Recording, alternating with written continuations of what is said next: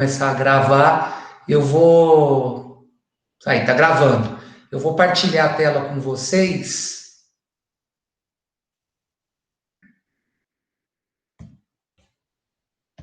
para a gente poder ter os slides. Então, ó, o que nós vamos ver hoje está nesse slide aqui que eu estou abrindo. Vou ocultar isso aqui.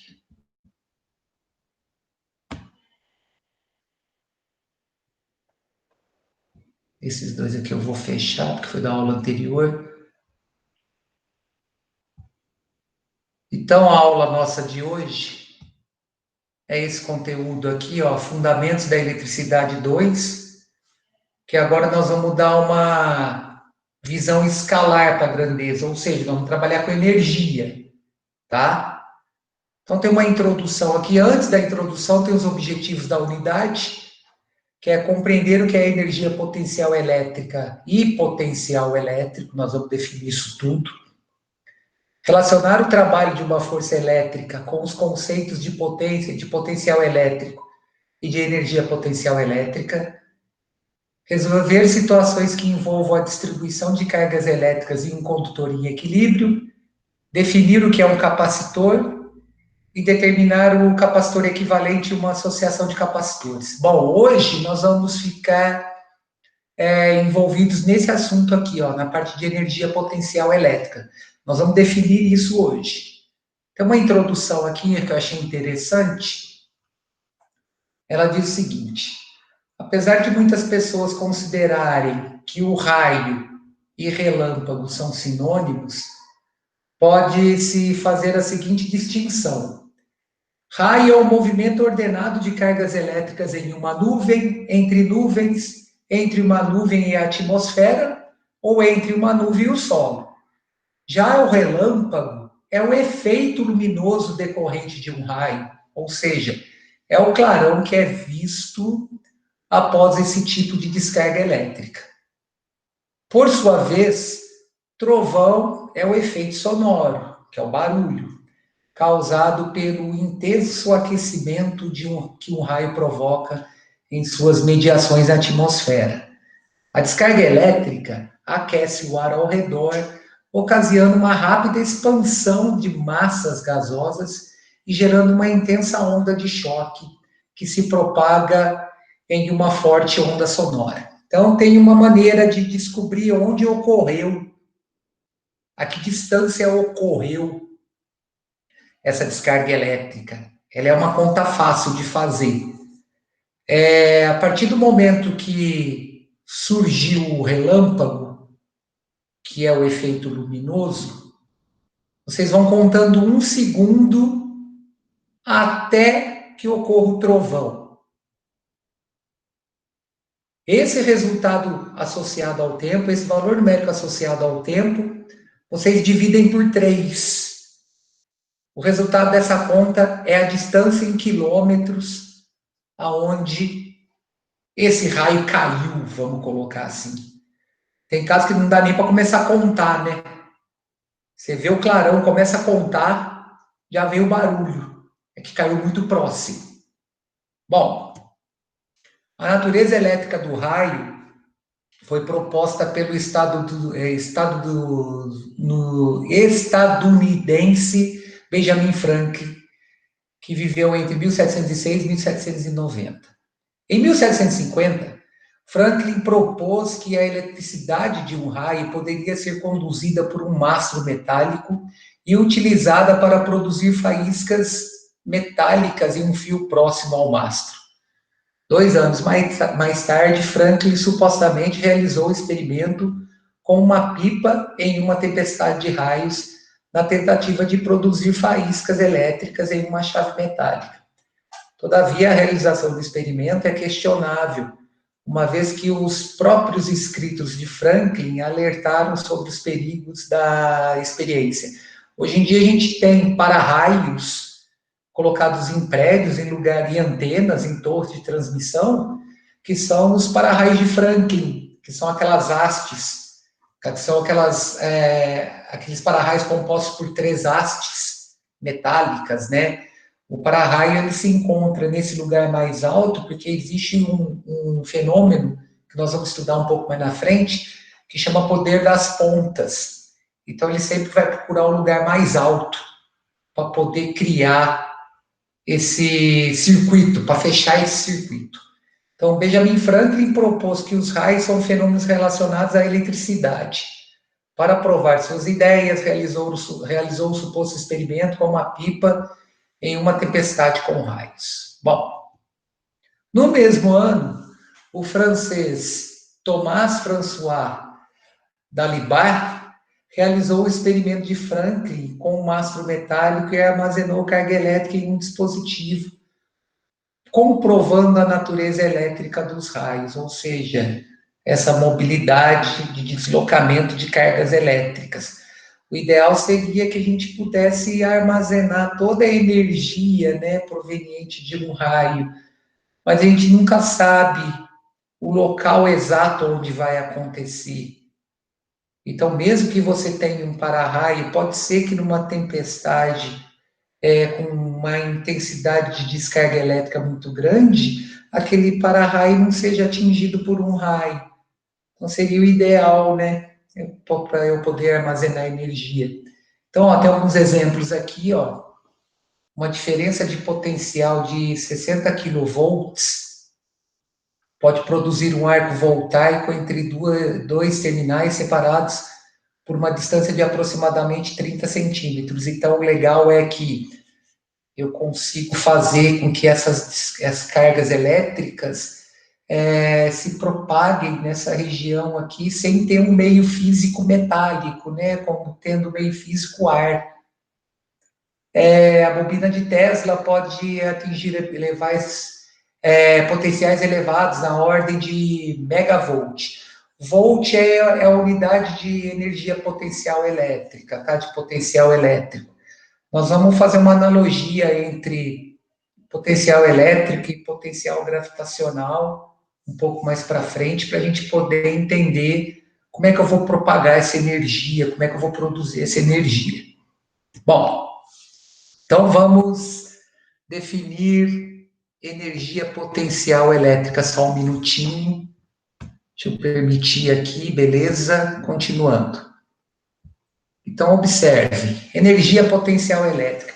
Vamos entender uma coisa, pessoal.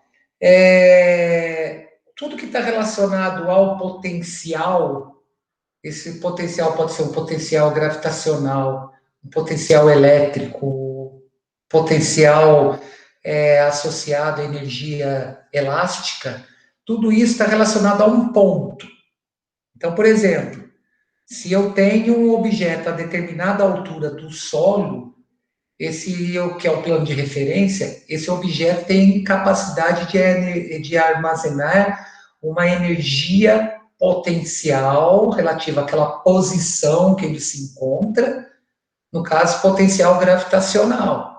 Então, quanto mais alto esse objeto se encontra de um plano de referência, maior é o potencial gravitacional desse corpo. Nós vamos fazer uma analogia aqui, tá? Associando o campo também.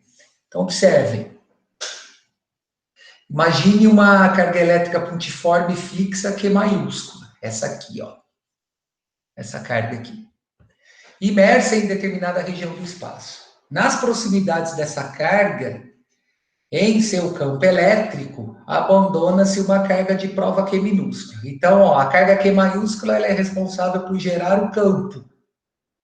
A carga Q minúscula é responsável por determinar a presença desse campo. Tá? O que acontece a partir do momento que eu lanço essa carga de prova dentro dessa região de campo elétrico? Eu vou ter forças associadas a essas duas cargas, que pode ser de atração ou de repulsão, vai depender do sinal das cargas, tá?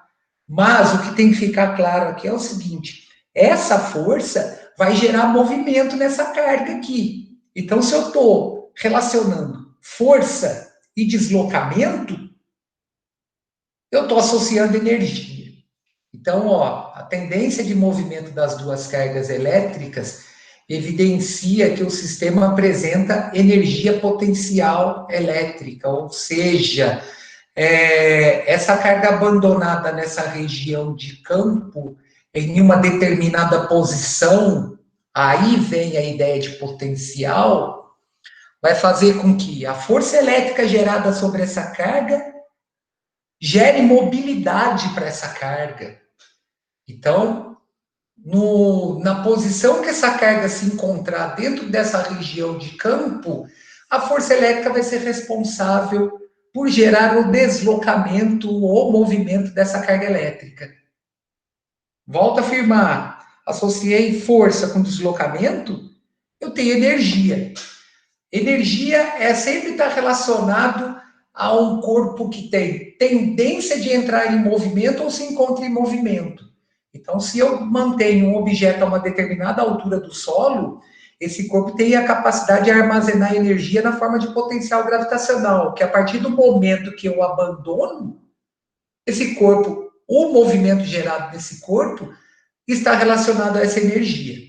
Bom, em virtude da ação de uma força elétrica, olha lá, ó, a carga de prova apresenta a tendência de se movimentar, aproximando-se ou afastando-se da carga geradora Q maiúscula, dependendo dos respectivos sinais. Como a carga Q minúscula apresenta condições de iniciar movimento sem interação com outros corpos, além da carga Q maiúscula, pode-se afirmar que o sistema constituído por elas possui certa quantidade de energia, denominada energia potencial elétrica, que é o EPE.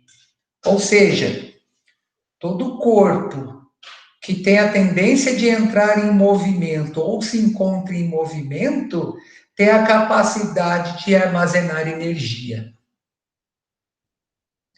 Então, ó, para determinar matematicamente a energia potencial elétrica armazenada em um sistema constituído por cargas Q maiúsculas e Q minúsculas, separadas por uma distância d, deve-se utilizar a seguinte equação. Essa daqui é a equação que nós vamos utilizar para calcular a energia potencial elétrica. Eu vou partir disso daqui embaixo para chegar nela, tá? Então, ó, vamos partir do princípio que a energia potencial elétrica é a constante eletrostática do meio, multiplicada pelo produto do módulo das cargas, dividida pela distância d que separa essas cargas. Então, ó, voltando aqui nesse slide, né? A energia potencial armazenada nessa carga Q minúscula aqui é o produto delas, vezes a constante eletrostática do meio, vai depender do local que elas se encontram, pode ser no vácuo, na água, não importa, dividido pela distância d entre elas. Então, quanto mais distante, menor é a energia potencial que essa carga vai armazenar. Mais difícil de entrar em movimento, mais difícil de manter o movimento. Tá? Bom, como é que eu chego nessa fórmula aqui, ó? É simples. A ideia de energia está associada à ideia de trabalho, que está associada à transformação de um tipo de energia em outro. Geralmente, a ideia de trabalho está associada à variação da energia cinética de um corpo. Essa variação da energia cinética do corpo pode transformar essa energia associada ao movimento em energia potencial elástica, elétrica, gravitacional, magnética, não importa. Eu sempre vou ter um tipo de energia transformada em outro. Tudo se transforma, tá? Então, partindo do princípio que o trabalho é tudo aquilo associado ao esforço que um corpo tem para deslocar uma determinada distância dentro de uma trajetória qualquer, associada à força, eu posso fazer uma relação entre trabalho e energia. Eu posso dizer que essa energia, ela está relacionada ao produto da força elétrica pelo deslocamento. Aí o que a gente tem? Lá na lei de Coulomb, essa força elétrica está relacionada à constante eletrostática do meio, multiplicada pelo produto do módulo das cargas, dividido pela distância d ao quadrado. Então, pessoal, se eu pegar essa fórmula aqui, ó, da lei de Coulomb, e substituir aqui na minha força elétrica, esse expoente 2, ele cancela com essa distância D. Logo, como energia potencial elétrica é igual ao produto da força elétrica pela distância, isso dá ideia de mobilidade, de armazenamento de energia, eu relacionando essa expressão multiplicada por essa distância D, eu saio aqui em cima nessa equação, tá? Bom, se em determinada região do espaço existirem mais de duas cargas, é possível calcular a energia potencial elétrica dos diversos sistemas constituídos por essas cargas duas a duas. Por que duas a duas? Porque essa energia potencial elétrica, ela está sempre relacionada ao produto dessas cargas que estão envolvidas. Então, caso se queira determinar a energia potencial elétrica total relativa a uma carga do sistema, deve-se calcular separadamente a energia potencial elétrica de todas as cargas elétricas envolvidas e, em seguida, somar todos os resultados, tá? Aí aqui é fácil, por quê? Porque energia é grandeza escalar. A energia ela não necessita de noção espacial, ou seja, de direção e sentido. Então, nós vamos ver mais para frente que se eu quiser calcular a energia potencial elétrica de uma carga qualquer que está na presença de várias outras cargas, eu vou calculando essa energia potencial duas a duas, ou seja, dessa carga com as demais, e depois eu somo o resultado final. Aí a soma ela é uma soma linear, tá? Não envolve grandeza de vetor. Bom, continuando.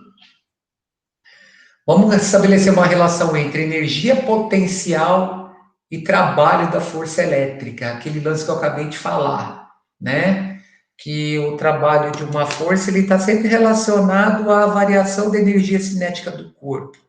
Ou seja, o trabalho está relacionado ao esforço que eu tenho de variar a velocidade de um corpo, tanto aumentando quanto diminuindo essa velocidade. Então, se houve variação de velocidade devido à ação de uma força, eu tenho realização de trabalho, eu tenho energia envolvida. Então, ó, sabe-se que a força que atua em um corpo em movimento pode realizar trabalho. Aí, ó. Isso só não ocorre se a direção dessa força for perpendicular ao deslocamento do corpo. Por exemplo, eu tenho um corpo apoiado sobre uma superfície e aplico uma força perpendicular a esse corpo, fazendo compressão desse corpo nessa superfície. Se essa aplicação de força não gerar movimento desse corpo no plano horizontal, eu não tenho realização de trabalho, tá? A força elétrica que atua em uma carga pode deslocá-la formando diversos ângulos, sendo, portanto, capaz de realizar trabalho. Conforme apresentado na mecânica, juntamente com o peso e a força elástica, a força elétrica pode ser classificada como força conservativa. Isso significa que, entre dois pontos quaisquer, seu trabalho independe da trajetória que a carga descreve. Em outras palavras, o trabalho da força elétrica depende das posições inicial e final da carga que se desloca do campo elétrico em que eles estão inseridos, mas não do caminho seguido por esses dois pontos. Então, por exemplo, eu posso fazer uma analogia. Eu tenho que realizar trabalho sobre um corpo, deslocando esse corpo do primeiro andar até o 10º andar de um prédio. Eu tenho duas opções. Eu aplicando força, eu tenho duas opções. Eu posso levar esse corpo através das escadas do prédio, subindo todos os lances dos 10 andares, ou eu posso levar esse corpo, puxando esse corpo por uma corda no lado externo do prédio. Em relação ao trabalho realizado pelo corpo, Como pesa uma força conservativa, o esforço realizado vai depender da posição inicial, que é o térreo, e da posição final, que é o 10º andar. Não depende do jeito que eu cheguei com isso lá em cima, qual foi a trajetória que eu realizei para levar esse corpo lá em cima. Vai depender só da posição final e da posição inicial. Por quê? Porque força-peso é uma força conservativa. Independente do deslocamento, o peso do meu corpo no térreo e o peso do meu corpo lá no 10º andar continua sendo o mesmo. A mesma história vai acontecer aqui com carga elétrica.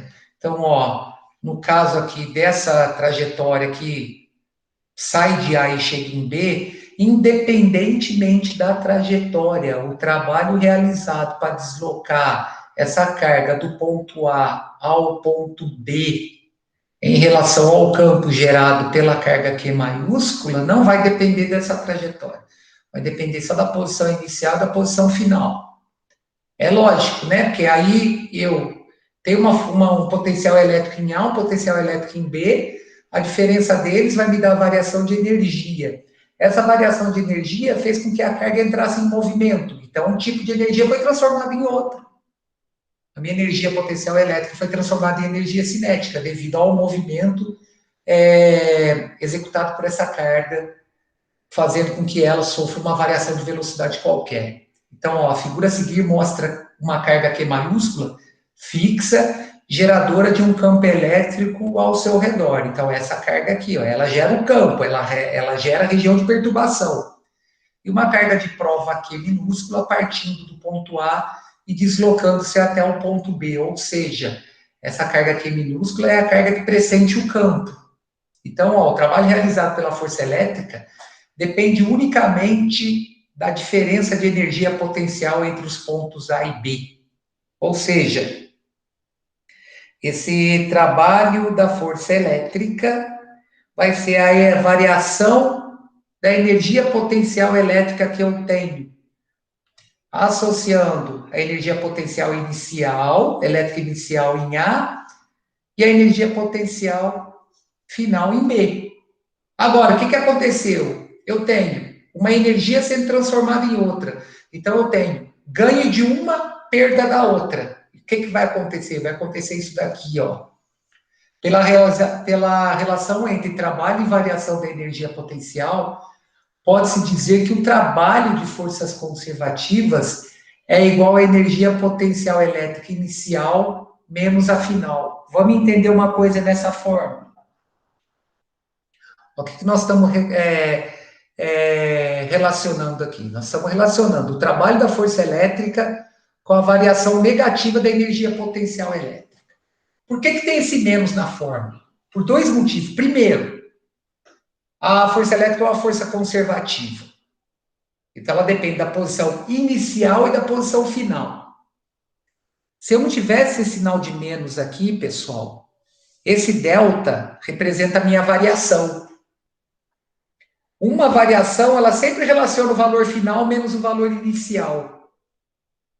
Então, para que eu tenha essa relação correta, associando a diferença da inicial com a final, eu tenho que agregar esse sinal de menos aqui.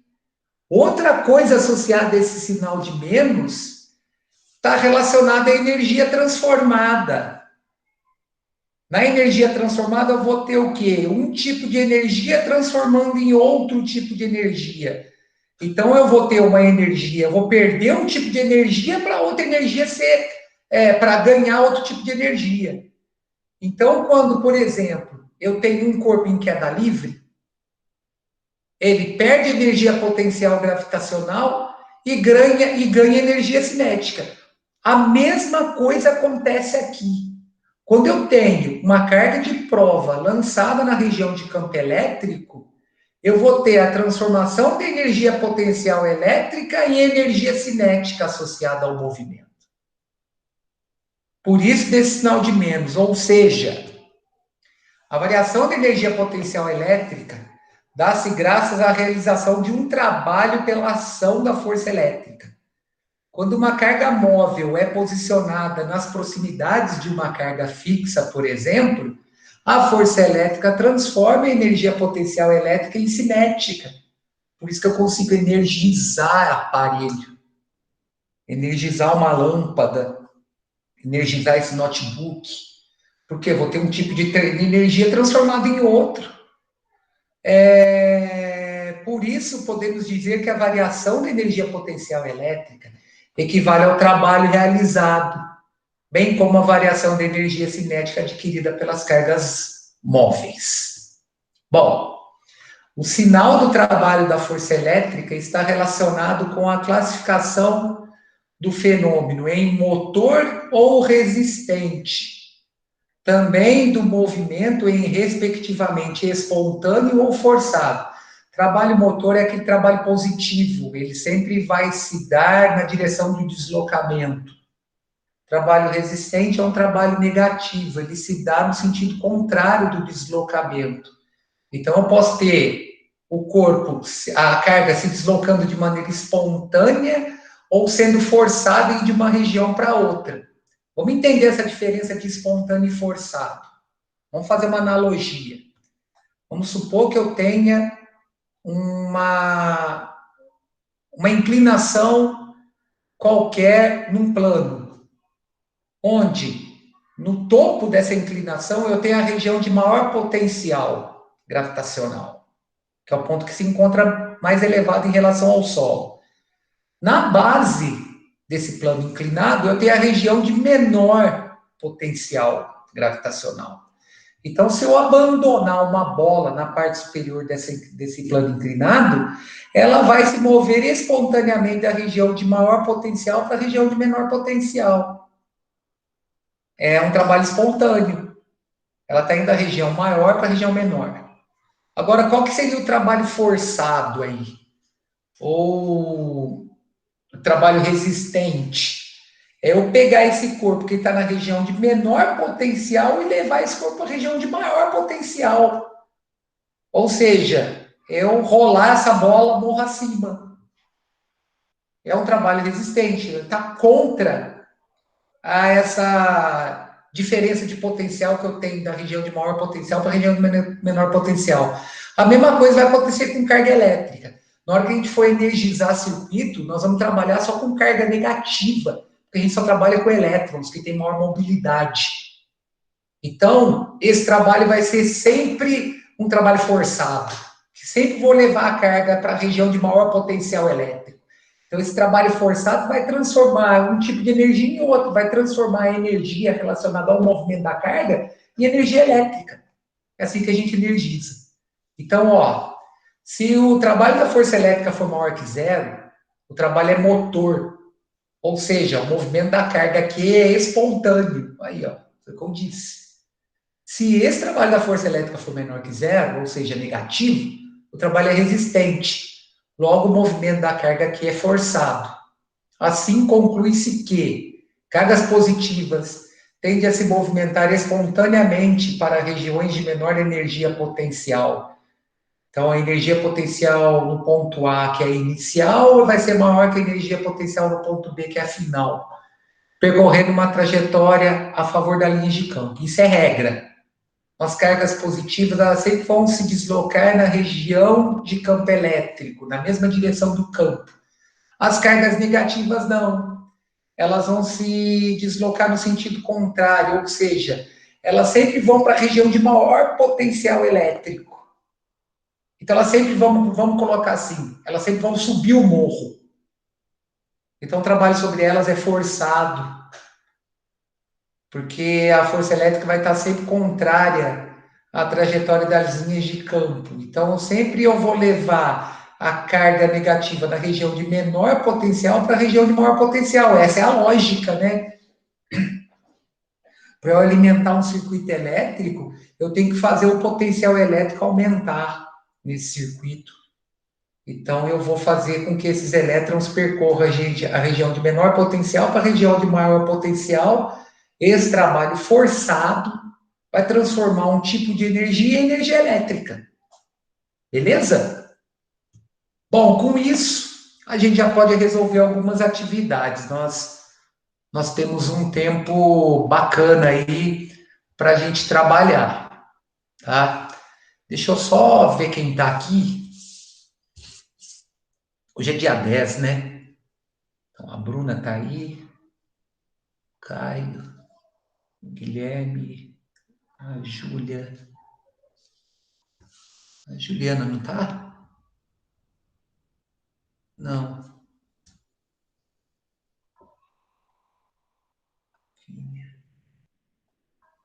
A Lívia também não, né?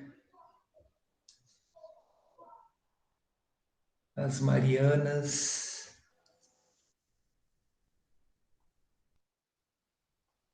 a Maria Vitória, a Maria Eduarda.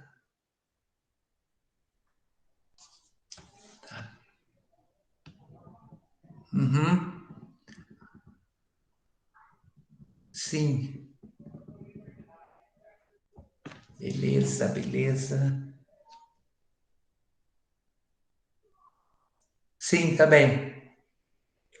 Eu acabei de ver aqui na lista. Obrigado. Bom, então, ó, eu acredito que eu consiga. Não vou prometer resolver todos, mas onde eu parar na quarta-feira eu dou continuidade e a gente vai já incluindo outro assunto, tá? Eu não vou deixar acumular muita tarefa. Por exemplo, essa semana eu vou ficar, nós vamos ficar só com a tarefa dessas atividades aqui. Porém, na quarta-feira eu já vou dar início ao outro assunto que é potencial elétrico. É um assunto muito longo. Então, eu vou pegar uma parte da aula para terminar de resolver as atividades e a outra parte para a gente começar a ver o conceito de potencial elétrico, tá?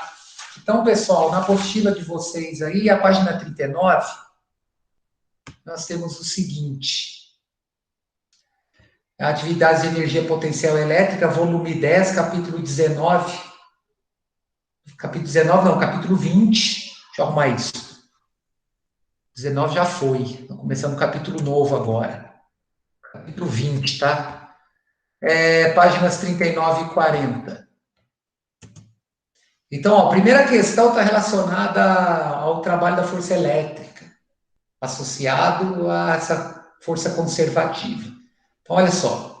Trabalho desenvolvido pela força elétrica ao se transportar uma carga pontiforme Q minúscula entre dois pontos de um campo elétrico gerado por uma carga pontiforme Q maiúscula e afastada uma da outra, depende da trajetória seguida por esses dois pontos? Não. Força elétrica é força conservativa, ela não depende da trajetória. Letra B, independe da trajetória seguida entre esses dois pontos? Sim. Será sempre positivo? Não, o trabalho vai ser positivo se ele for motor, nós acabamos de ver isso. É um trabalho espontâneo. Será sempre nulo? Não, o trabalho pode ser nulo. Tá? Se a diferença de potencial entre os dois pontos for a mesma, se o potencial num ponto A inicial for igual ao potencial num ponto B final, essa diferença de potencial vai dar zero. Então, ele pode ser nulo. Tá? Independe da posição dos dois pontos em relação à carga Q. Não, depende. Esse trabalho que é a variação da energia potencial, ele é diretamente proporcional ao inverso da distância. Então, vai depender sempre dessa distância. Então, a resposta é a letra B, porque como a força elétrica é conservativa, seu trabalho entre os dois pontos de um campo elétrico independe da trajetória seguida. Letra B. Bom, 2. Duas partículas pontuais de cargas positivas, 9 microcoulomb e 4 nanocoulomb, cuidado, estão no vácuo e separadas por uma distância de 3,6 vezes 10 a menos 1 metro. Determine a energia potencial elétrica do sistema. Bom, para eu determinar a energia potencial elétrica, eu preciso da constante eletrostática do meio, como ele não disse nada aqui, é 9 vezes 10 a nona. E eu preciso transformar a unidade dessas duas cargas. A carga Q maiúscula é micro, então é 10 a menos 6. A carga Q minúscula é nano. Então, é 10 a menos 9. Então, na hora de equacionar, eu tenho que levar em consideração esses submúltiplos. Olha lá, ó. A energia potencial elétrica, ela é o produto da constante eletrostática pelo produto das cargas, dividido pela distância d. Aqui, pessoal, tem uma coisa que vale colocar, é que eu não preciso que essas cargas estejam em módulo, igual a gente tem em força elétrica. Por quê? Porque força é grandeza vetorial. Então, eu não associo o sinal negativo para força. Energia é grandeza escalar. Então, eu posso ter energia com sinal positivo, no caso de eu estar ganhando energia, e energia, no caso, com sinal negativo, de estar perdendo energia. Então, aqui pode associar o sinal positivo e negativo. No caso, como as duas cargas são positivas, eu vou ter um ganho de energia aqui. Tá? Se eu tivesse uma carga positiva e outra negativa, eu teria uma perda de energia associada a esse sinal que ia ficar negativo. Tá? Então, observe o seguinte, é 9 vezes 10 a nona, que é a constante eletrostática, vezes 9 vezes 10 a menos 6, que é a carga de 9 microcoulombs, vezes 9, vezes 4 vezes 10 a menos 9, que é a carga de 4 nanocoulombs. Aí é só operar aqui, tá? Multiplica numerador por denominador, a gente chega num resultado igual a 9 vezes 10 a menos 4 joules, onde o joule é a unidade de energia. Né? Aqui em cima vai ficar... Ó, fica fácil de fazer essa conta. 9 vezes 4 aqui, 36. 36 dividido por 3,6 dá 10.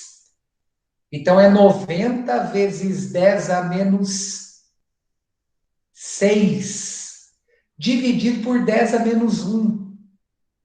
Então, fica 90 vezes 10 a menos 5, transformando em notação científica, 9 vezes 10 a menos 4 joules. Tá? Bom, vou resolver mais esse, senão eu atropelo a aula da outra turma. E ele diz o seguinte, o terceiro exercício. Vou até anotar aqui, para na quarta-feira a gente dar continuidade a partir desse ponto, da 12. Uma partícula eletricamente carregada tem massa de 0,4 gramas e é colocada em um ponto A de um campo elétrico uniforme. Ela é acelerada a partir do repouso pela força elétrica e atinge o ponto B com uma velocidade de 20 metros por segundo. Ou seja, essa partícula lançada aí teve uma variação de sua energia cinética. Não tem problema, essa energia cinética que variou foi gerada por uma força elétrica, pelo trabalho de uma força elétrica. Uma energia transformou em outra. Então, essa força elétrica ela foi a causadora do movimento dessa carga. Tá? Então, ó, desprezando a ação da gravidade, calcule o trabalho realizado pela força elétrica no deslocamento dessa partícula de A até B. Então, ó, eu posso relacionar pelo princípio fundamental, pelo teorema da energia cinética, eu posso relacionar o trabalho da força elétrica com a variação da energia cinética desse corpo. Olha lá, ó. O trabalho da força elétrica para deslocar a carga de A até B é a variação da energia cinética do corpo. Isso é o teorema da energia cinética. O trabalho de uma força é sempre igual à variação da energia cinética associada ao corpo. Então, o trabalho dessa força elétrica para deslocar o corpo de A até B é a energia cinética final, menos a energia cinética inicial.